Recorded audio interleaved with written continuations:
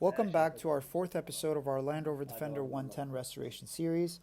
At this stage, the body has now been mounted back onto the chassis and we've begun the full alignment process. The entire vehicle has been sanded, epoxy primer has been applied, and the steel and aluminum sections have been properly combined and fitted together. Right now, our body shop mechanic is temporarily using rivets to hold certain panels in place while we test the body lines, panel gaps, and overall alignment of this vehicle.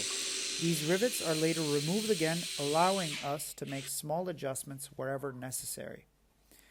Once every line and panel sits exactly where we want it, the vehicle is fully checked one final time before moving into the paint stage. This is one of the most important parts of the restoration process because proper alignment is what gives that vehicle the clean, solid, and factory quality look once completed. About 10 days ago, we actually filmed the fourth video of our series of restoring this 1994 3.5-liter V8 Defender. We've actually filmed the body alignment and installing the body onto the vehicle, but I did notice later on that I did not have my microphone with me, so I'm now refilming the process one more time. As you may recall, some of the things that was already done on the vehicle, we had the sandblasted chassis and then the galvanized chassis, and then we've also sandblasted the differentials.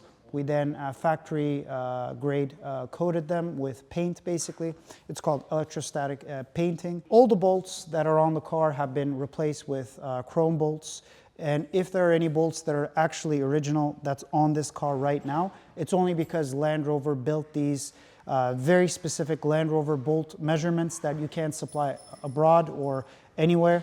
And as a result, we zinc coated them. When we first obtained this car, the body of the car was in terrible condition to the point where we couldn't make use of any part that made up the body. And I'll even cut to that part.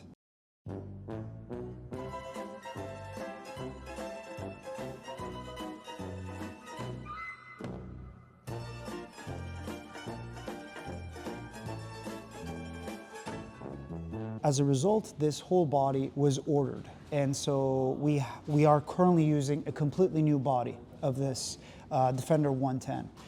Now, the good thing about it is obviously it's not going to be corroded. And the second great thing about it is that it comes to us galvanized. So this is already corrosion proof and this is already rust proof and it's completely new. Now, this doesn't mean that we don't run into issues. And the issue that we usually run into is panel alignment. The panel alignment issue means that despite the Defender 110 pieces being the original manufactured pieces, sometimes when we are assembling it back together, the measurements are not what it's supposed to be. Now, what we do is we do 2 rounds of installing the body onto the car. Sıkıntı yok ya, keseriz ya, problem değil.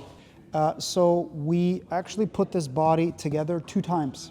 And the first time we were putting it together, I filmed it, so this is the second time. The reason we put it together 2 times is because the first time we're putting it together is to ensure that we locate where the panel alignment issues exist and make improvements or make adjustments accordingly.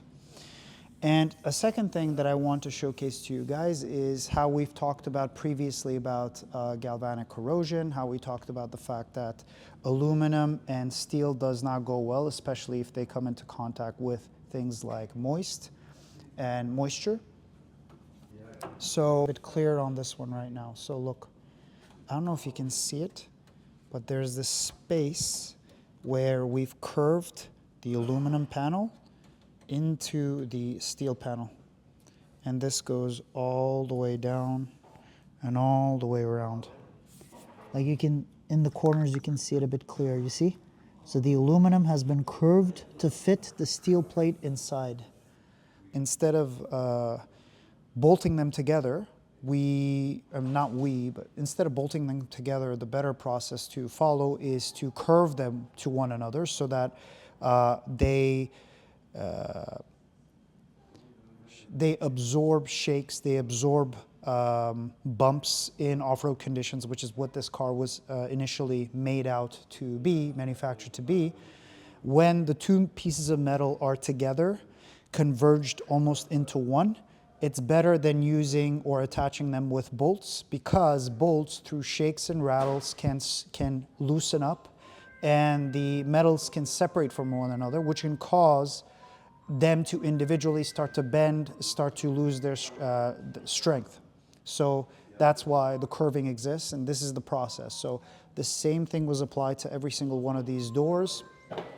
This interior structure, all of these are galvanized. This is all metal. Now on top of this, what we did to fight against corrosion is we applied sanding, and then we applied epoxy primer. So all of this has had epoxy primer applied to it. That's why the color is gray. That's basically the color of epoxy primer. Even though this body is completely new, panel alignment and ensuring that all parts that are combined together actually align properly, and there's no spacing and there's no unevenness in all the surfaces.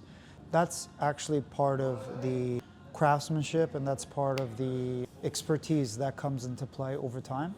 For example, the left window panel here, the camera can show it, but this area is slightly tilted outward, and then the top is slightly tilted inward. And we essentially play with all of these to ensure that all the panels are aligned properly. And one of the best ways that you can see whether a panel has been aligned properly is you literally put your pinky and then you flow through it. And if it gets stuck, then you know that there's some spacing issues, there's some alignment issues. But if it can slide through like this, then you know it's in good condition. And these are the panels that we previously worked with, so these ones are working fine. It's the back side, the luggage side, that we are currently working with.